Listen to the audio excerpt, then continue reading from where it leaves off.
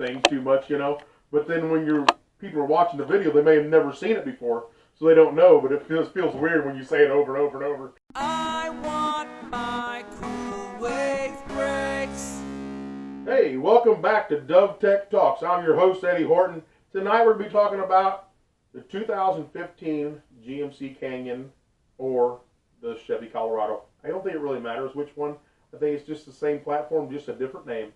So, a little bit about the Canyon and the Colorado. These things came out in, I think it was 2004. And they couldn't keep them on the lot. And I'll tell you why they couldn't keep them on the lot. Because these things replaced the S10 and the S15. The S10 being the Chevy and the S15 being the GMC. Now you had the High Sierra S15, and that was the top of the line model of that one. The S10, I forget what the S10 top of the line was. But anyway, they were pretty cool little trucks. They did away with them because they were trying to compete with Dodge and Nissan and Toyota, who all had mid-sized trucks at the time. Already on the market now, of course, Dodge was killing it. They were doing real good with their Dakota. And, Chevy was just like, we got to do something. So they pulled the S15, the S10 out of production. They went to the drawing board and came up with the Colorado and the Canyon. They're great little trucks. I think they're a little overpriced for what they are and the size that they are. But heck, with the prices of today's cars, you can't hardly complain. I mean, people are buying them. So it must be the right price. So a little bit about the 2015 2015 GMC Canyon. Let me make sure I'm going to get this right for you. Let's see. Now, these things got a payload up of 1,600 pounds. They say you can put that in the bed and it'll still function like it should. You can do that. Just don't do it every day. If you're going to buy this truck for a work truck and you think you're going to haul gravel, be a construction worker, do concrete work, do a lot of landscaping, you're going to put a lot of stuff in this thing, get you a full-size truck. This is not the truck for you. If you're a college student, a grandpa that hauls the toys for the kids every once in a while, or you just don't want a car, then this is one for you. They get pretty decent gas mileage at 30 and 27, so it's not bad. It's just, I think it could be better for the size tire and wheel combination they run. I think it could be a little bit better. It's the first. It's still in its infancy. This is still not a tried and true truck yet. It's not been out very long. It's only been out from 2004, and that's not a very old truck yet. So the 2015, these things are going to cost you somewhere between, let's see here, $19,000 starting out to $30,000 on the high end with low miles. Now, a lot of this is going to be affected by if it's a four-door, if it's 4x4, if it's got a long bed, a short bed, if it's got a V6, if it's got the four-cylinder, and what options and trim levels do you get with this thing? You get the LTZ one, and you're getting every option that Cadillac's got in your little GMC. So make sure you're checking these things out and you're getting the options on them that you want. Because a lot of these things you buy today, when you buy a car, you're buying it in packages. You buy the, what do they call them? Comfort packages or something.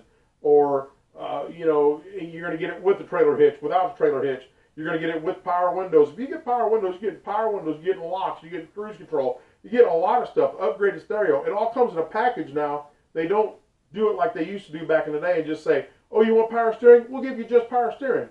You can't do that anymore. So when you're buying this 2015 GMC Canyon, I keep doing it, make sure you're getting the packages that you want on there. And if you think you're getting a tow package just because you're getting a pickup truck, that's not always the case. Make sure you get what you want. I want my cool wave brakes. Now, some of the problems that they have with these is the ABS modules. They have issues with the ABS modules. I'm sorry, I got something on my back. It's itching me. Might be a bug in here. You see bugs flying around? Anyway, I'll keep an eye on that bug. Not the Volkswagen bug, the real ones that bite you. The one problem they have with this, the number one thing, is the ABS modules. They go out on these things. Now, let me tell you something about ABS modules. They are expensive. There's no way around it. You got to get this done. This is not an at-home job for you to do.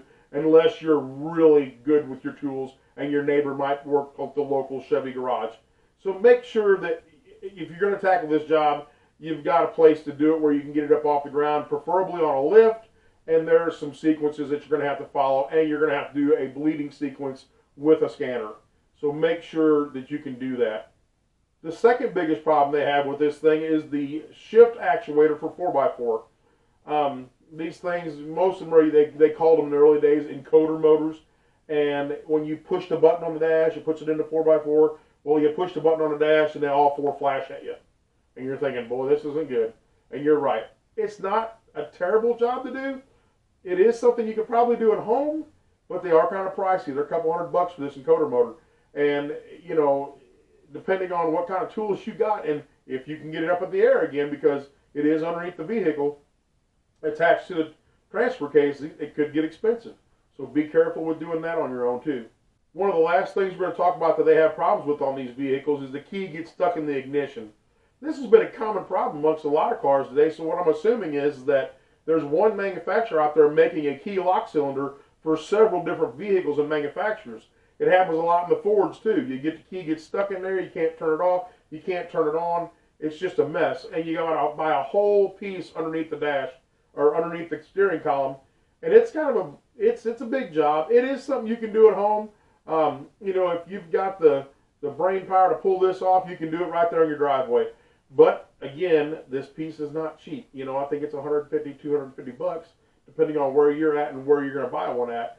I would suggest getting this part from the dealer because it is something that, I mean, think about it. How many times you turn that key? That's a lot of cycles on that thing. If you get a cheap one offline, now you can buy a lot of parts online, and I don't have a problem with that. But when you're buying something that you're going to cycle this many times, make sure you're getting a good one. There's places to spend your money, and there's places you can skimp on something and get something a little cheaper. This is not one of those times. All right? Don't do it. That's all I'm telling you. Don't look at me like that. You heard what I said. All right. Now, we talked about the price. You know, $19,000 to $30,000 for one of these trucks used. This is a 2015, so it's not very old, but it's still a used vehicle. Now, that's a lot of money to spend on a used vehicle. So what I want you to do is wheels and tires. I know we talk about this every episode, but it's a huge problem right now. I mean, there's places out there you can buy some cheap rims, and they're junk. So stay away from them places. And if you're going to get a wheel, get a quality wheel and get a quality tire. Now, you can get a wider tire that's a little beefier and just a little bit of an offset. It's not going to affect you that much. But if you get these great big tires where you're 2 or 3 inches taller than what you used to be, now you've only got a V6 in this thing. It's going to affect your fuel mileage. So be aware that if you get too big a tire, you're going to lose gas mileage on this. And nowadays, the price of gas, we just can't afford to do that all the time. So make sure that you're getting a decent tire on there. If you want more of an aggressive look, go for a more of an aggressive look. Just make sure that your overall diameter is close to within an inch or so of what your other diameter was. Because here's another problem. You do that, and guess what? Now your speedometer's off.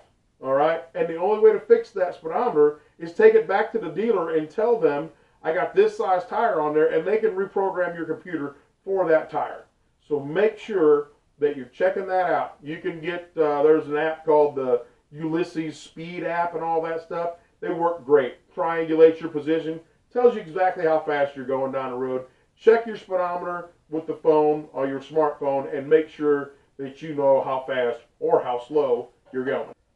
All right, your Law Dog bite of the day is beadlock rims. Now, I know you guys with the 4x4 Colorados and the Canyons and stuff, you're going to want to put these big tires on there if you're going for the aggressive look.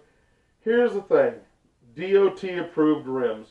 If they're not DOT approved, you can't drive them on the road. And they say it's unsafe. Me personally, I don't know what they're talking about. But you can buy a bead lock that's fake. It looks like a bead lock. It looks great. It's DOT approved. Put it on your truck. Get that look you're looking for and have a good time. Don't let the law bite you. The law dog will get you. Stay out of the way. All right, don't forget about our wonderful sponsors tonight, AP Cigar and MrTaillight.com. The numbers are at the bottom of the screen every time we do this. I want you to call these guys. They're my friends.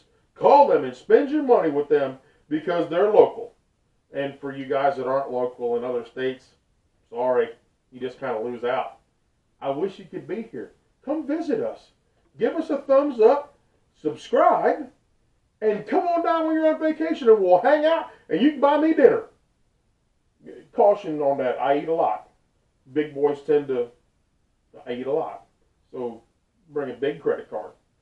Hey, put any comments you want below. If you didn't like the show, tell us what you didn't like about it. We don't do it perfect every time, but we try to do it perfect as we can. And make sure if you got anything you want to see on the show that you let us know that too. For Dub Tech Talk, I'm out of here. I want my